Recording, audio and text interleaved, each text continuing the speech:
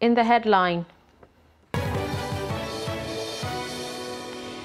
9 persons dead, 7,000 households displaced as flood affects 19 local government areas in Niger. Appeal Court reserves judgment in Nnamdi Kanu's application. Monkeypox disease spreads to 30 states as cases hit 277. And on the foreign scene, Kenya's President William Ruto sworn in, dozens injured in stadium rush. Hello and welcome to Trust News Update. I'm Dashan Hussaina Usman.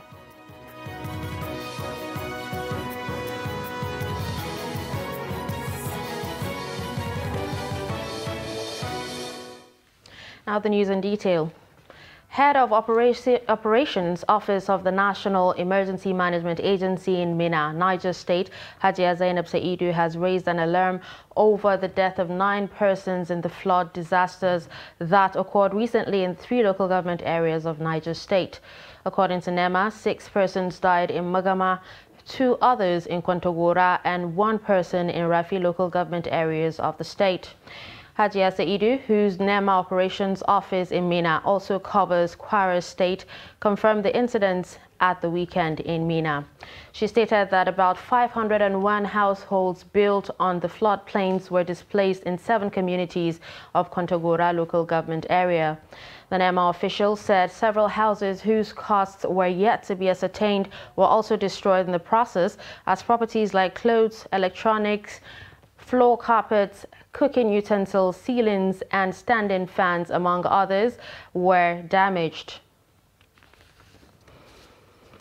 The chairman Kafur local government area of Katsina State, Garba Kanya, has confirmed that a heavy downpour accompanied by ice pellets has destroyed more than 300 farms in 8 communities in the area. A chairman told News Agency of Nigeria on Monday in Katsina that the heavy downpour and ice pellets, which lasted for over 3 hours, affected farms and houses in Dutsangura, Kanya, and Gozaki wards. The chairman said several crops worth millions of naira, mostly maize, millet, rice, soybeans, and pepper, were destroyed. The police in Jigawa State said they have found 5 more bodies following a boat accident on Sunday in Ringim local government area of the state. The police, in a statement late Monday, said among the 6 missing persons, the bodies of 5 have been found and identified. 1 person is still missing. Police spokesperson in the state, Lawan Adam, said with this development, the death toll from the boat accident has increased to 7. Adam said the victims of Sunday's incident were residents of Dabi community traveling for a condolence visit in Siangu. The police said there were 13 people in the boat that capsized. 5 others were rescued. The incident happened after 3 similar incidents in Miga, Gwaram, and Guri local government areas. The earlier 3 incidents led to the death of 12 people, mostly women and children. President Muhammadu Buhari on Tuesday arrived Imo State to inaugurate some projects executed by Governor Hope Uzodinma. Buhari is expected to inaugurate the Owerri-Olu Road and other projects. He is also expected to visit stakeholders at the State House. This is amid the sit-at-home order purportedly declared by the indigenous people of Biafra in the region, as the leader of the group, Nnamdi Kanu, appeared in court on Tuesday in Abuja. Moving away from that story, the federal government has inaugurated a committee to provide concrete measures to safeguard train passengers and railway infrastructure across the country. A statement by the Federal Ministry of Transportation said the 11-man committee was inaugurated by the Permanent Secretary in the ministry, Magdalene Ajani, in Abuja. The committee is to review the use of surveillance equipment along rail lines and set up a special task force on railway lines across the country. It would also develop a comprehensive report on the train attacks along the Abuja-Kaduna route and make recommendations on how to prevent future occurrences of similar attacks. The Court of Appeal Abuja has reserved judgment on an appeal filed by the leader of the indigenous people of Biafra, Nnamdi Kanu, seeking to quash the terrorism and treasonable felony charge the federal government preferred against him. The IPOB leader, who is currently facing trial before the Federal High Court sitting in Abuja, had approached the Court of Appeal to query the legal competence of the charge pending against him. The report.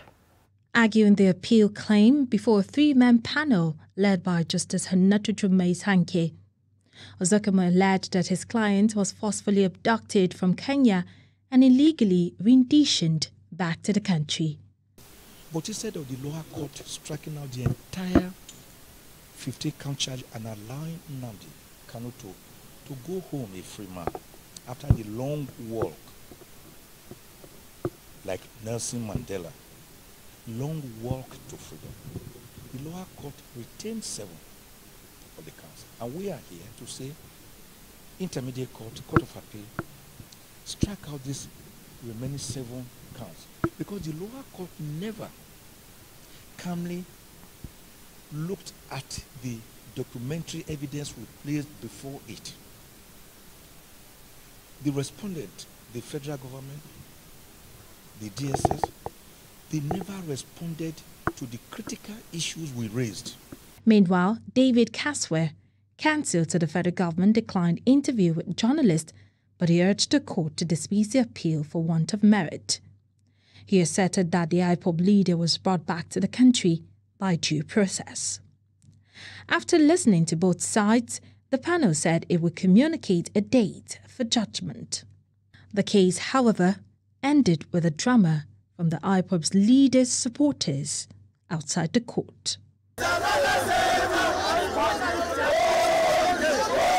Martia Umar, Trust TV News, Abuja. Thank you, Mardia, for that report. Now moving on, former Deputy Senate President Ike Ekweremadu and his wife Beatrice on Tuesday prayed a federal high court Abuja to dismiss an application filed by the kidney donor David Ukpo, asking the court to set aside its orders made on July 1 and July 6. Ukpo, through his lawyer Bamidele Gbenedian, had filed a motion on notice urging Justice Inyang Eko to set aside the orders directing some agencies of government and banks to release his biodata to Ekweremadu and his wife. Ukpo, who is currently in the United Kingdom in connection with the alleged organ harvesting charge against the Ekweremadus, had said that granting the couple's request violated his fundamental rights to privacy guaranteed by Section 37 of the 1999 Constitution as amended. But in a counter-affidavit deposed by Bright Ekweremadu, the immediate younger brother to the ex-Deputy Senate President, the applicant said Ukpo was not entitled to the reliefs sought as the law did not permit such. Counsel to the respondents, including that of the Ekweremadus, Eitayo Falogun, SAN, did not oppose the request, and Justice Eko adjourned the matter until September 20 for hearing at the instance of Ukpo's lawyer. A federal high court Abuja on Tuesday granted a prayer by the Department of State Services to detain the former terrorist negotiator Tukur Mamu for 60 more days. Justice Nkeonye Maha, in a short ruling on the ex parte motion moved by counsel for the DSS, Ahmed Magaji, granted the motion as prayed. The security outfit in the motion filed on September 12 had urged the court to grant its reliefs to enable it to conclude its investigation on Mamu, who had been leading the negotiation with terrorists for the release of the Abuja-Kaduna train passengers kidnapped in March. Mamu was on September 6 arrested in Cairo, capital of Egypt, with his family members by foreign security agents. Mamu, who was on his way to Saudi Arabia for Lesser Hajj, was detained at Cairo International Airport before being repatriated back to Nigeria. You're watching Trust News Update. Coming up after the break. How Nigerians react to overseas travel trend. Do stay with us. As the 2023 elections draw near, remember, Evil prospers when good men and women only wish for peace, but never take a step to make peaceful elections happen. Are you a father? Are you a mother? What are you saying to your children as elections approach? Have you warned them not to let themselves be used to cause violence? Have you explained to them what the consequences of electoral violence might be? Do your part to make peaceful elections happen. Talk to your children. Protect them from unscrupulous politicians who want to put them in harm's way, while their own children are comfortable at home, within and outside the country. Let's join hands to make 2023 elections peaceful. This message is from the National Orientation Agency, NOAA.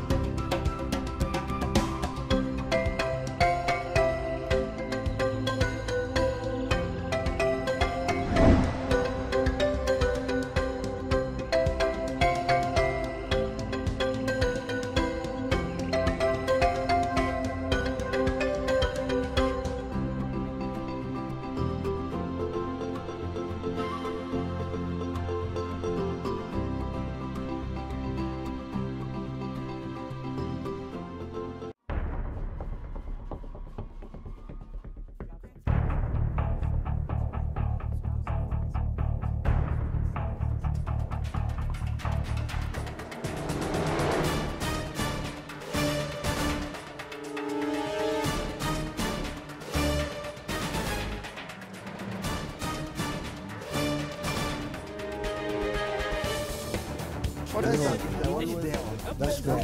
It's good to see you.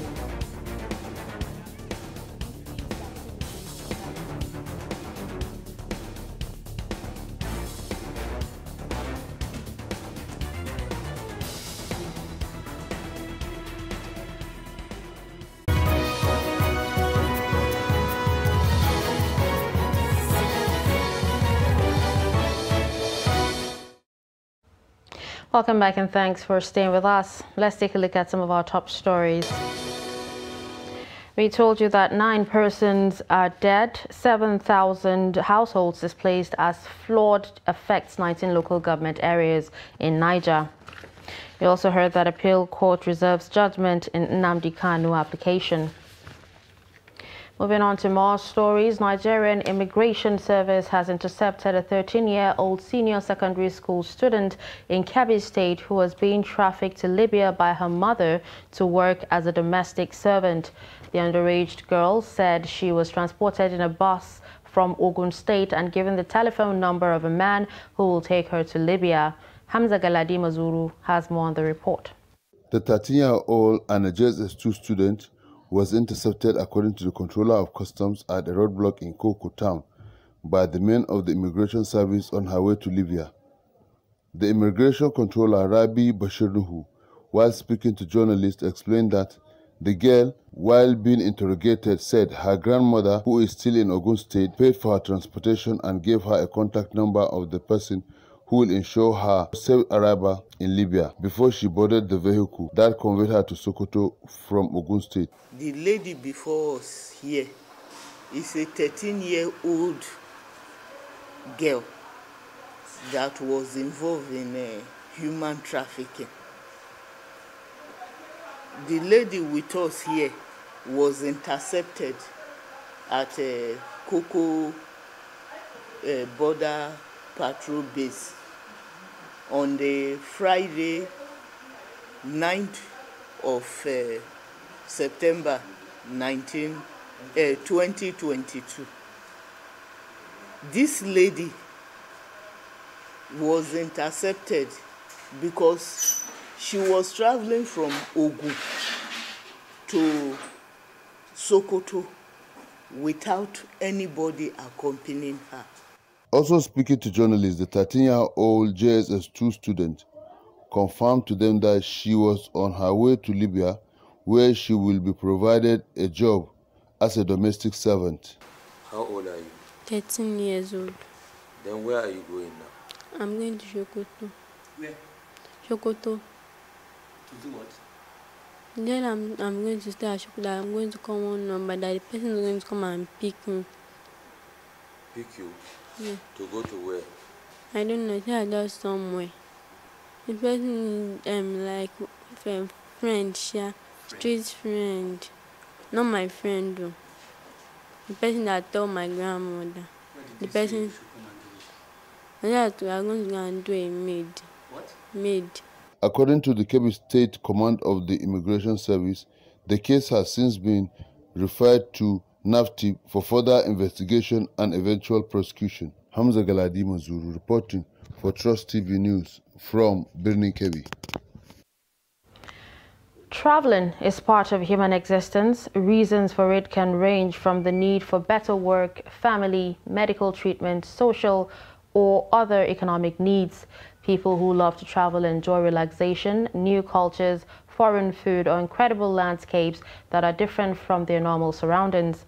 In this special report, Noel Sampson looks at the reasons for the cravings of Nigerians to travel abroad, the challenges they face getting visas, and the views of experts concerning the issue. The quest by many Nigerians to relocate to more advanced countries where life is assumed to be more easier has been on the rise in recent times. These many believe is due to high level of unemployment in the country, low standards of living, insecurity, and other factors that militate against a productive life. Promising as it may appear, on the other side, in reality, it is not an easy ride. There are so many reasons why Nigerians travel abroad these few days, based on lack of jobs in our country, insecurity, make serious contribution about that. So most of the young men now, after university graduation for so long, they are at home, no jobs to do. So they fear going to America and other countries. It's a better opportunity for them. Of the government of the day, they have messed the whole thing up. That is the reason why some other country that we are better than can't even give us visa. Even if we are going out there for maybe a program, do you understand, or a business trip, you get an embarrassment. Even from our Nigeria airports here, the Nigeria government don't have a good relationship with other countries. Do you understand? And Nigeria government have given us bad image up there. The reasons for the difficulties in getting these visas to other countries were also highlighted by experts. You give permission to somebody, an outsider, to visit your country. So you have to know why he is there. Some of them, they take for tourism, some for studies, some for visit to family members, some go on conferences, on meetings, and what have you. And there are those who go for terrorism, like, creating confusion or banditry, whatever. So it is very, very important for each country to ensure that they know why foreigners are going into their country. As you can see, countries are really coping with situations, their own domestic situations of violence and criminality and so on. So what more if they open the doors for other foreigners to come? That is adding too much problem to themselves. Experts say if nothing urgently is done to reverse the trend, the nation will be hit by a drought of qualified manpower in all sectors of life, as those with these skills will always find a way of leaving the country for greener pastures. Noel Sampson, Trust TV News, Abuja. And with this, we'll move on to health. The number of confirmed cases of monkeypox in the country has increased to 277, according to the Nigeria Center for Disease Control. This is even as the suspected cases stand at 704 from January 1 to August 28, 2022. The report also showed that 6 deaths had been recorded so far in 6 states in the country. We'll take a quick break. We'll be right back.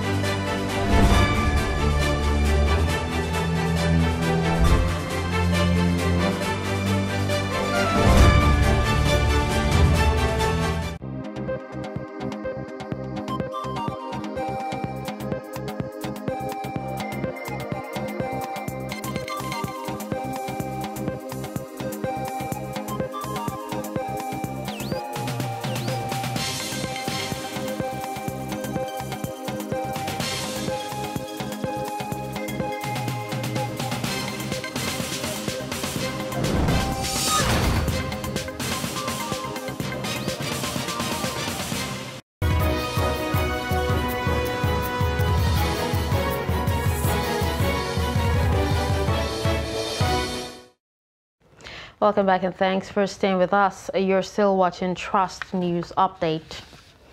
Moving on to the international scene, William Ruto has been sworn in as Kenya's 5th president. He was sworn in by the Chief Judge Martha Koome on Tuesday. With his inauguration, Ruto becomes the 2nd ethnic Kalenjin after the late Daniel Arap Moi to hold the office. Ruto speaks of democracy and has vowed there will be no retaliation against dissenting voices. However, defeated candidate Raila Odinga did not attend the event, alleging that the result was rigged, but the Supreme Court ruled the election was free and fair. Meanwhile, at least 8 people were reported to have been injured in a crash as they jostled to enter the stadium to witness the swearing-in of both Ruto and his deputy, Rigathi Gachagua.